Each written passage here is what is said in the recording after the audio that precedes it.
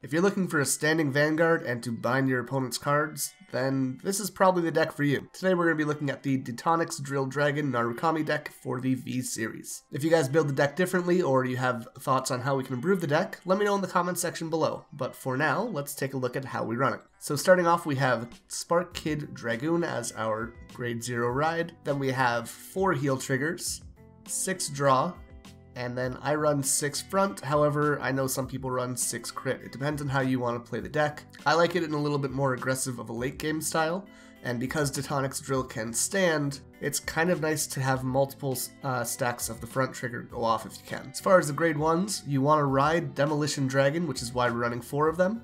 He has the ability that on rear guard, if your opponent's front row has no rear guards, this unit gets plus 3000 power. However, on Vanguard, when its attack hits another Vanguard, you can draw a card for free.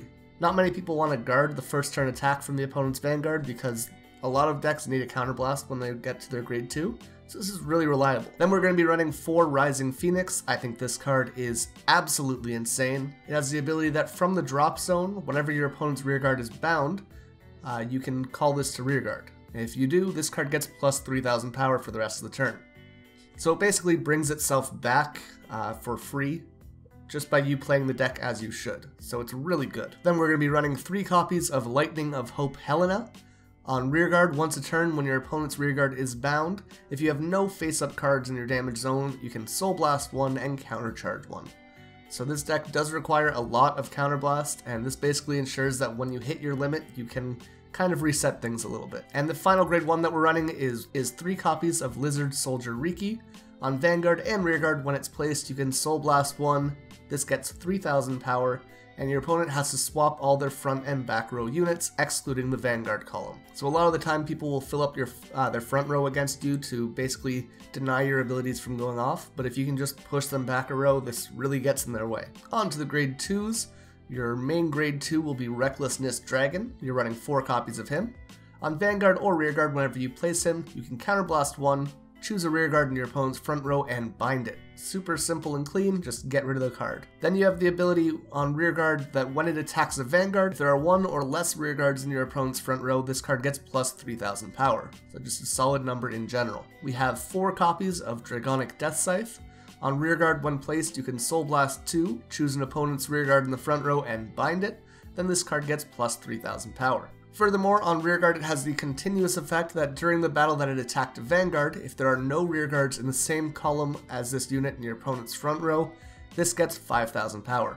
So simply putting it on an Excel circle basically means you're guaranteed to have this as a 24k attacker, and that's really solid. It's super powerful. Final grade 2 we're going to be running is 3 copies of Dusty Plasma Dragon. On rearguard, once a turn, when your opponent's rearguard is bound during your turn, you can give up to 2 of your rearguards in the same column as this unit, plus 5000 power. A lot of people run the 12k vanilla grade 2 in this clan. However, I think that basically being able to give your row 10,000 power for no cost, just by playing the deck as it should be, is really effective, so I think this is a little bit better. And of course, some people run Thunderstorm Dragoon instead. However, I think this is just a bit more of a high roll card. Either one is pretty good in this slot. On to the grade 3s, we're running 1 copy of Dragonic Kaiser Vermilion. This is kind of a bad card in general. It's not particularly strong. However, it has a lot of utility that you might be able to make use of.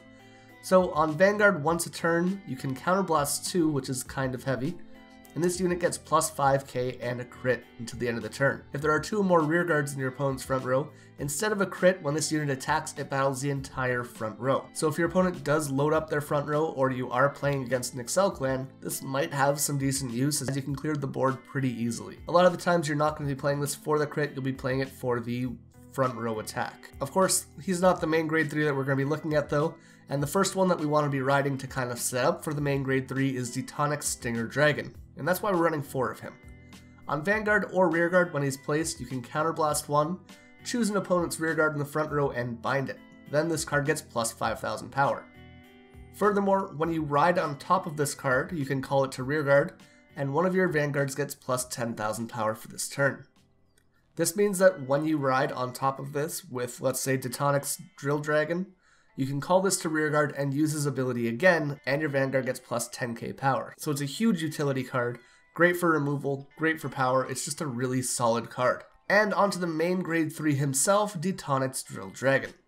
On Vanguard, once a turn when it attacks a Vanguard, you can counterblast 1, choose an opponent's rearguard in the front row, and bind it. Then you can discard the same amount of cards from your hand as your opponent has rearguards, and at the end of the battle that it attacked, you can stand this unit and it gets plus 5,000 power and minus 1 drive check. Now discarding can be a bit of an issue depending on how you set up the board, but again, cards like Vermilion and cards like Stinger Dragon allow you to really thin out your opponent's board pretty easily, so you're going to be using this when the opportunity arises, and playing this deck effectively means knowing when you can use his ability reliably to get the win.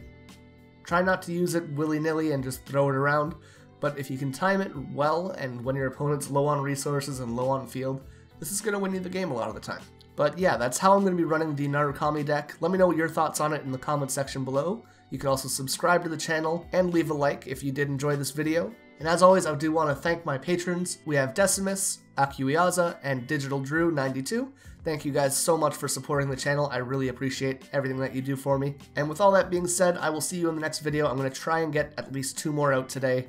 Hopefully I can get them done.